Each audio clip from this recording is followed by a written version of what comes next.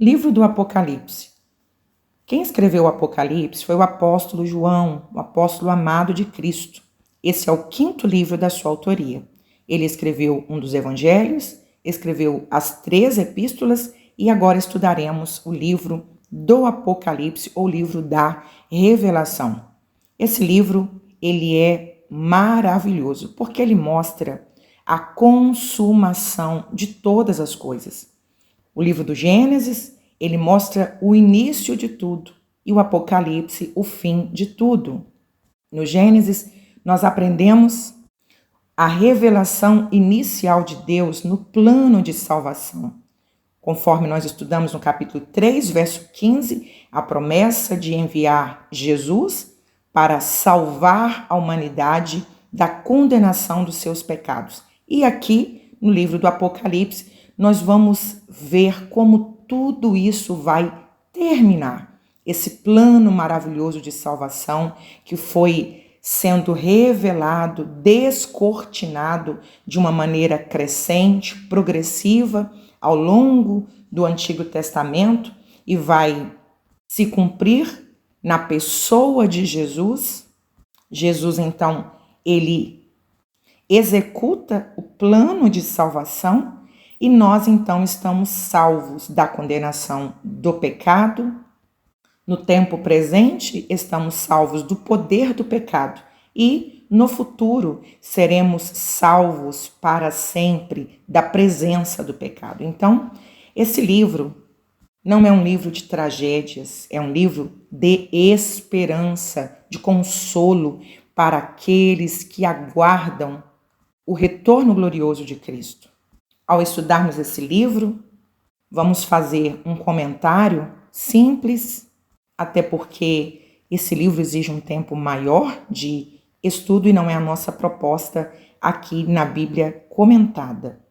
Há várias abordagens com visões diferentes acerca do livro do Apocalipse, mas nós vamos estudar com uma visão dispensacionalista, que é a linha teológica das igrejas pentecostais, Assembleia de Deus, Batista e outras igrejas. Embora haja muita divergência quanto vários aspectos acerca da escatologia, como, por exemplo, se a igreja passará ou não pela grande tribulação, aqui não é o nosso foco polemizar ou discordar dessas linhas diferentes de pensamento, mas trazer um comentário breve, objetivo, com o propósito de mostrar que o livro do Apocalipse é um livro maravilhoso, cujo tema é a vitória de Cristo e da sua igreja sobre Satanás e sobre todo aquele que se opõe à igreja de Cristo.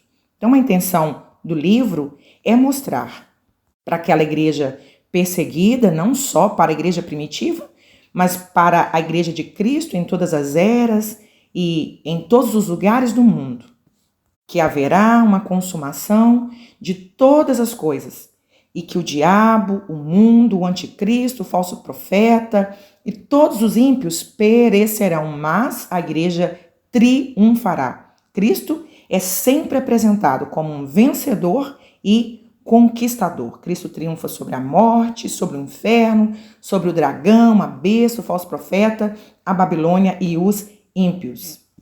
Que a igreja, que tem sido tão perseguida, como estudamos durante todo o Novo Testamento, a igreja que tem sido tão perseguida ao longo dos séculos, vale a pena suportar, porque o final é um final de vitória. E para quem o apóstolo João escreveu esse livro? Esse livro foi inicialmente endereçado aos crentes que estavam sofrendo estas perseguições e martírio nos tempos, do apóstolo João, e houveram grandes perseguições nos primeiros séculos contra a igreja. Nero, por volta de 64, Domiciano, por volta de 95, Trajano, Marco Aurélio, Sétimo Severo, Décio e Diocleciano. Quando esse livro foi escrito? Por volta de 90 a 95 depois de Cristo, quase no no final do governo de Domiciano, quando foi banido para a ilha de Patmos. Conforme o capítulo 1, verso 9, eu, João, que também sou vosso irmão e companheiro na aflição e no reino e na paciência de Jesus Cristo, estava na ilha chamada Patmos por causa da palavra de Deus e pelo testemunho de Jesus Cristo. Eu fui arrebatado em espírito no dia do Senhor e ouvi detrás de mim uma grande voz como de trombeta que dizia: o que vês? Escreve-o num livro e envia-o às 7 igrejas que estão na Ásia.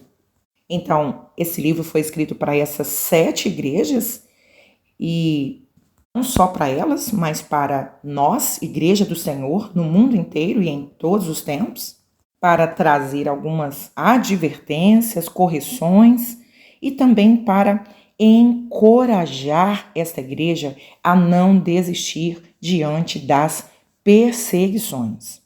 Cada carta foi dirigida a uma dessas igrejas existentes na época, mas também vai falar sobre a situação da igreja ao longo da história. Isso estudaremos nos capítulos 2 e 3. Muitas pessoas desanimam de estudar esse livro tão precioso. Por quê? Porque ele traz uma linguagem muito figurada. João, ele é arrebatado aos céus, ele vê coisas lá que ele não encontra linguagem humana para descrever o que ele vê no céu. Então ele vai usar uma linguagem de acomodação, uma linguagem simbólica, figurada, para que as 7 igrejas da Ásia, nós, Igreja do Senhor, no mundo inteiro, pudéssemos compreender. Então, o conselho para estudar o livro do Apocalipse é entendê-lo assim, que o que João descreve é o que vai acontecer após o arrebatamento da igreja, o período da grande tribulação, e a ira de Deus sendo derramada sobre a terra, e o retorno glorioso de Cristo após os 7 anos da grande tribulação. Ao falar desses eventos futuros, grande tribulação, retorno glorioso, milênio, propósito de Deus para nós, ao revelar esse livro para o apóstolo João, é nos animar, nos encorajar, saber que Cristo será sempre vitorioso, que a igreja será sempre vitoriosa, independente da quantidade de inimigos que se levantam contra ela. Vamos então estudar o livro do Apocalipse. Livro do Apocalipse, capítulos 1, 2 e 3. O livro começa mostrando quem é o autor e qual é o assunto do livro. Revelação de Jesus Cristo, que Deus lhe deu para mostrar aos seus servos as coisas que em breve devem acontecer e que ele, enviando por intermédio do seu anjo, notificou ao seu servo João. Jesus deu a João e João então passou para a igreja, verso 2, o qual atestou a palavra de Deus e o testemunho de Jesus Cristo quanto a tudo que viu. No verso 19 diz: escreve, pois, primeiro, as coisas que viste, segundo, as que são, e terceiro, as que vão acontecer depois destas. Então, no capítulo 1, João vai descrever o que ele viu sobre a pessoa do Cristo ressuscitado. Segundo, as que são, falando do tempo presente, quando o apóstolo João escrevia esta carta às 7 igrejas, e aquelas que ainda vão acontecer, que é a partir do capítulo 4 até o final do livro, falando apenas de eventos futuros. Verso de número 4, para quem ele escreve? João, o autor, às 7 igrejas que se encontram na Ásia. Graça e paz a vós outros, da parte daquele que é, que era, que há de vir, da parte dos 7 espíritos que se acham diante do seu trono, fazendo aqui referência ao Espírito Santo. Foi através do Espírito Santo que ele recebeu esta revelação. O verso número 7 aponta o assunto central desse livro. Eis que vem como as nuvens, e todo olho o verá, até quantos da terra se lamentaram sobre ele, certamente. Amém. Então o livro não fala do arrebatamento, ele fala sobre o que vai acontecer após o arrebatamento. Verso de número 9, ele fala onde ele está. Eu, João, irmão vosso, companheiro na tribulação, no reino, na perseverança em Jesus, achei-me na ilha chamada Pátimos, por causa da palavra de Deus e do testemunho de Jesus. E ele diz o que aconteceu. Verso 10, achei-me em espírito no dia do Senhor e ouvi por trás de mim a grande voz como de trombeta, dizendo: o que vês, escreve em livro e manda às 7 igrejas. E descreve quais são elas: Éfeso, Esmirna, Pérgamo, Tiatira, Sardes, Filadélfia e Laodiceia. Então, no capítulo 2, ele começa com a igreja de Éfeso, que era pastoreada por ele. Como já dissemos, além de esta carta ser endereçada a essa igreja física local, ela também traz características da igreja primitiva do primeiro século. As 7 cartas, elas têm características comuns. O pastor da igreja é chamado de anjo, elas são simbolizadas pelo candeeiro e elas seguem um padrão comum. Cristo começa com uma declaração sobre si mesmo, continua com uma descrição da igreja e conclui com uma promessa. Qual que é o propósito do Senhor Jesus? Mostrar para a igreja no mundo inteiro, em todas as eras, que ele tem o controle da igreja em suas mãos. Capítulo 2, verso 2, conheço as tuas obras, tanto o seu labor como a sua perseverança, e que não pode suportar homens maus, e que puseste à prova os que a si mesmos se declaram apóstolos e não são, e os achaste mentirosos. O Senhor elogia a igreja de Éfeso pela sua rejeição do mal. A igreja de Cristo deve viver na contracultura do mundo. Ela deve rejeitar as obras das trevas, ela deve se posicionar contra o pecado, não aceitar. Ela também é elogiada pela sua paciência, pelo trabalho, por esse teste dos falsos apóstolos e por sua perseverança. Mas, verso 4, qual é a correção? Tenho, porém, contra ti que abandonaste o teu primeiro amor. Esta é a queixa do Senhor. Qual é a correção? Lembra de onde caiu, arrepende e volte a praticar as primeiras obras. As obras da igreja primitiva, cuja essência era a oração, a devoção à palavra de Deus, o fervor espiritual. Verso 8, carta à igreja em Esmirna, além de ser escrita para esta igreja física, também representa a igreja no período dos anos 100 a 312 depois de Cristo, quando a igreja sofreu uma intensa perseguição. Verso 9, conheço a tua tribulação, a tua pobreza, mas tu és rico, e a blasfêmia dos que a si mesmos se declaram judeus e não são, sendo antes sinagoga de Satanás. O Senhor Jesus não faz nenhuma crítica, nenhuma queixa a esta igreja, mas elogia a força desta igreja em suportar o sofrimento, a perseguição, e incentiva essa igreja a ser fiel até a morte e dar-te-ei a coroa da vida, ou seja, suporta as aflições, as perseguições, ainda que isto custe a sua própria vida. Verso de número 12, carta à igreja em Pérgamo, que representa, segundo os estudiosos, a igreja do período de 313 a 600 depois de Cristo, quando Constantino ele aboliu a perseguição aos cristãos e ele então faz uma aliança com a igreja ela passa por entre aspas, um casamento com o Estado. Ela deixa de sofrer perseguição do Estado e torna-se uma aliada do Estado, ou seja, ela torna-se uma igreja mundana, assim como Balaão, uma igreja que se vendeu, toleravam a imoralidade, a idolatria e as heresias, e o Senhor convida essa igreja a se arrepender. Verso 16, portanto, arrepende-te, senão venho a ti sem demora, e contra eles pelejarei com a espada da minha boca. Então, antes de Jesus manifestar o seu juízo ao mundo, que nós vamos estudar a partir do capítulo 4, ele primeiro começa manifestando-se à sua igreja, mostrando o julgamento de Jesus a estas 7 igrejas antes de mostrar o julgamento para o mundo. Verso de número 18, ao anjo da igreja em Tiatira, escreve.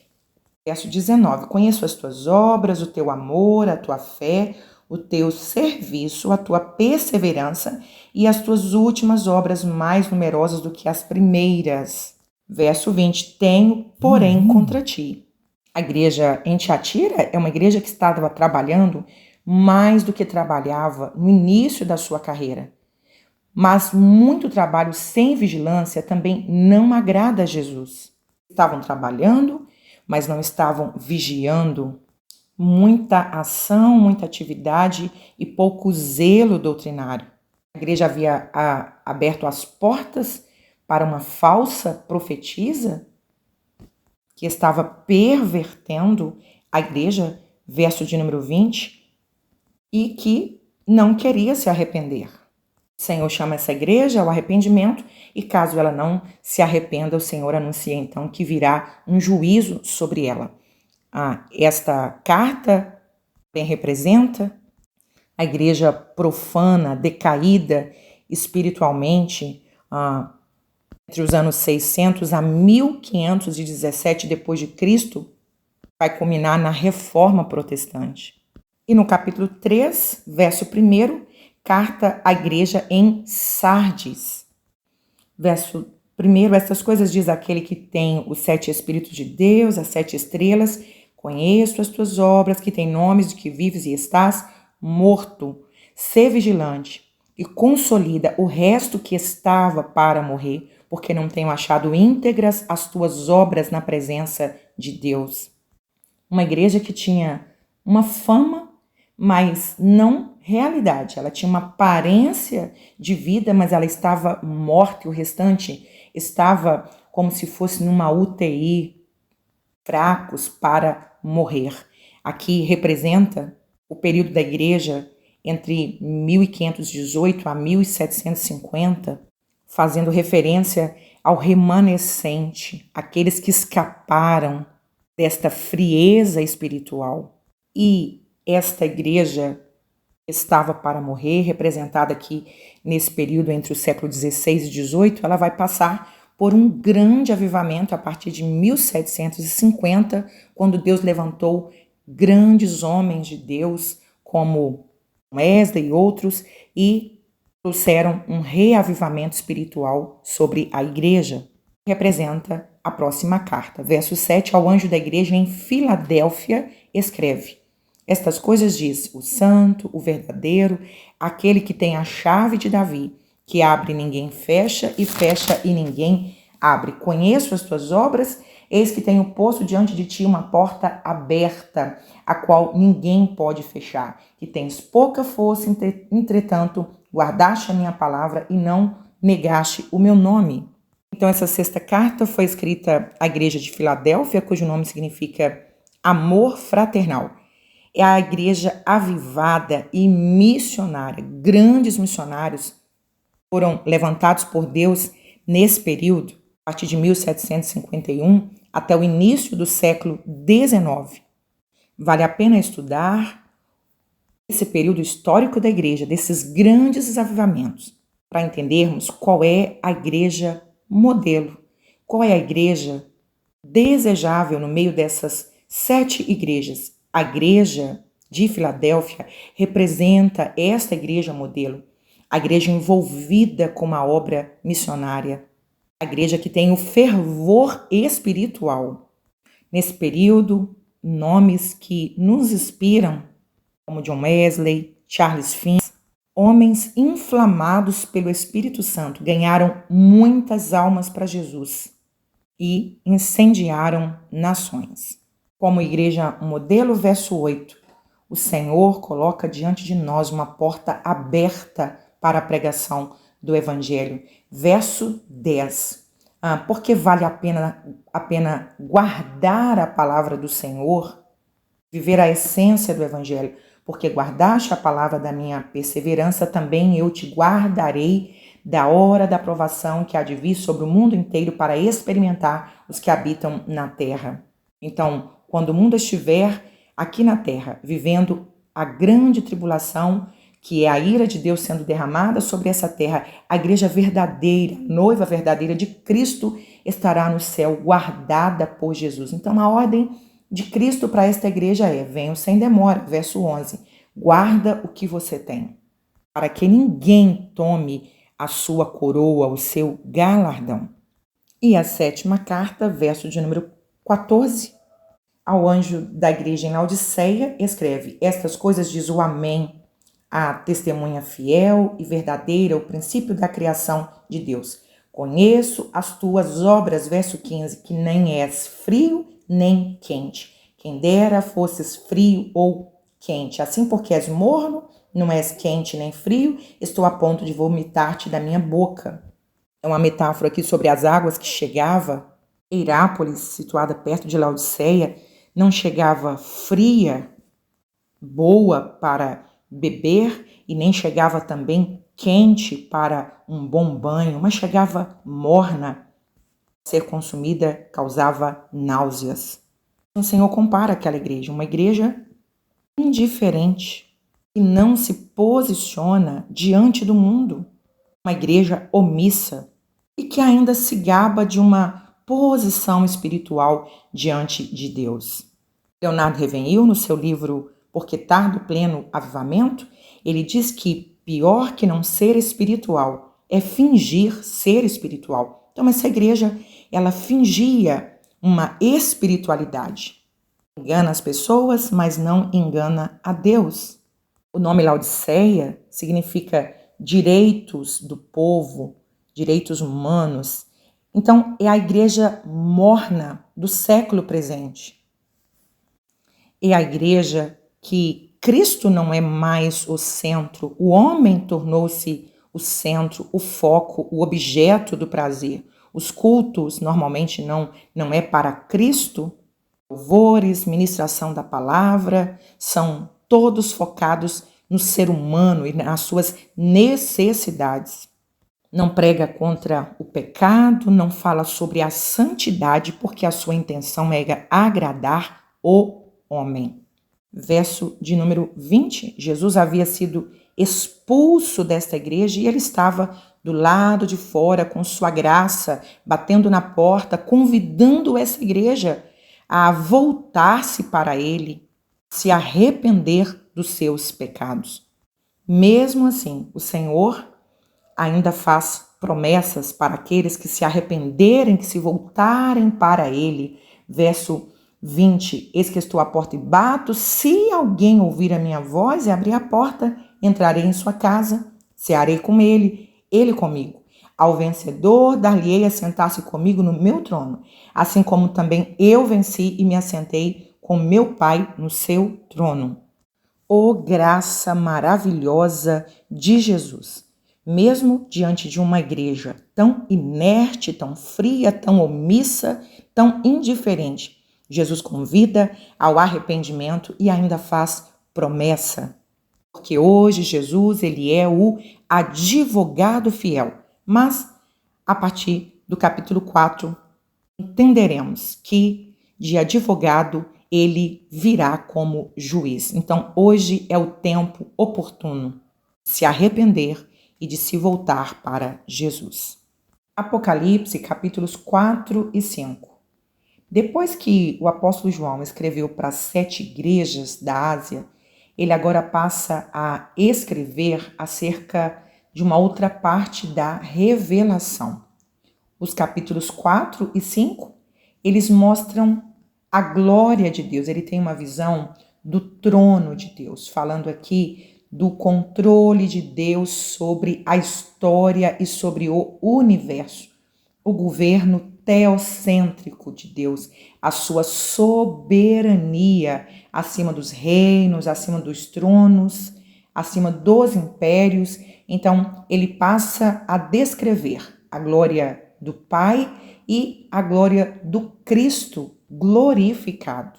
Capítulo 4, verso 1. Depois destas coisas olhei, e eis não somente uma porta aberta no céu, como também a primeira voz que ouvi como de trombeta ao falar comigo, dizendo: sobe para aqui, e eu te mostrarei o que deve acontecer depois destas coisas. Imediatamente eu me achei em espírito, e eis armado no céu um trono, e no trono alguém sentado. Nesta época, enquanto João escrevia, as pessoas achavam que o trono principal do universo estivesse em Roma e que o imperador sentado nele fosse um Deus supremo, porque assim eles eram chamados. E aqui, então, o apóstolo convida a todos os seus leitores a enxergarem por meio desta visão o trono no céu e o verdadeiro Deus, o verdadeiro soberano, sentado sobre esse trono.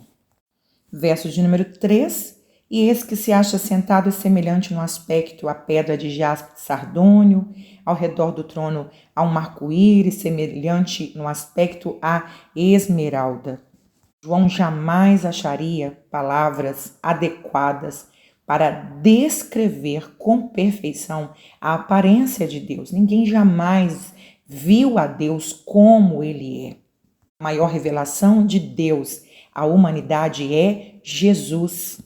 O homem hoje pode conhecer a Deus através de Jesus, conforme nós estudamos em Hebreus, capítulo 1, que Jesus ele é a expressão exata do ser de Deus. Então, ele se fez ser humano como nós, e assim podemos conhecer melhor a Deus. Então, o apóstolo começa a explicar usando comparações com coisas conhecidas por nós aqui na Terra, para descrever esta visão do Deus soberano assentado sobre o trono.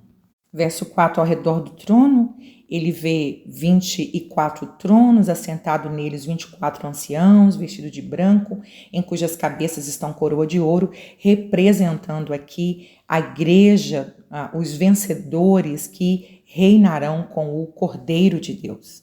Conforme Êxodo 28, 17 ao 20, vemos que jaspe e sardônio era a primeira e a última pedra peitoral de juízo do sumo sacerdote, mostrando que aqui não se trata de um trono da graça, mas de um trono do juízo de Deus. O arco-íris, também aqui nesse versículo 3, é a demonstração visível da fidelidade de Deus no seu pacto com o ser humano. Os ímpios serão condenados, mas os justos serão poupados pelo Senhor. Depois ele descreve 4 seres viventes, no verso de número 6, e a descrição aqui lembra a visão do profeta Ezequiel, que depois ele vai identificá-los como sendo os querubins. E pela posição aqui, conforme o versículo 6, no meio do trono e ao redor do trono, e eles então são indicados aqui como oficiais que ministram junto ao trono de Deus. Verso de número 8, eles adoram a Deus por sua santidade. Santo é Deus Pai, santo é Deus Filho, santo é o Espírito de Deus.